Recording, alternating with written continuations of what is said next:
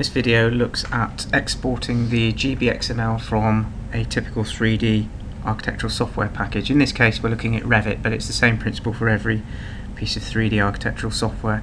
Here you can see the 3D drawing with a series of floor plans, each level shown on the layout.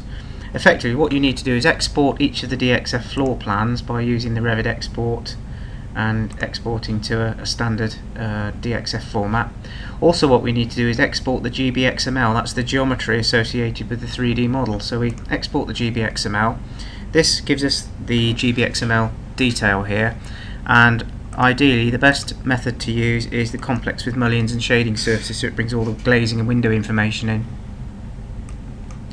We then save those settings and export.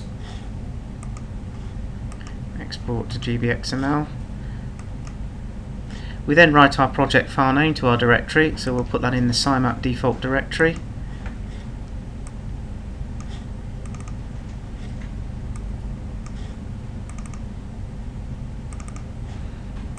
And we'll call it Revit GBXML.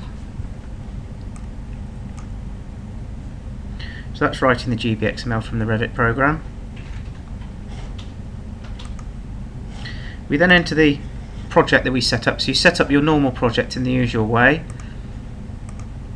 and into the building program, where we then load up and set up the already set up DXF floor plans. In order to bring in the GBXML data, all we have to do is select the GBXML import ribbon and select GBXML rooms. We then need to browse to find our GBXML file that we've just written. So we refer to the SciMap installation and into the files folder that it was saved into. There's the Revit GBXML file. You can see here we get the file manager, and you can see the tick box indicates that all the levels are set up correctly. You can preview and draw that data, and then you can import the data, selecting OK, and there you will then see all your GBXML data imported. So that if you go and view the face data, so if you select a room and select the face data, all of the exposures are set up with the relevant material, so the material is matched up from the default material that you set up in the database. And you can see here all the wall data is highlighted from the layout here.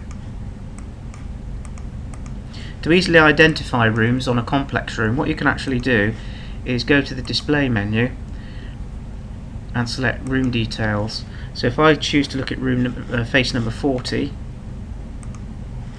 I can call up face number 40 from the list here, and you can see there's the wall construction with all the glazing types selected, in this case single clear glazing as a default.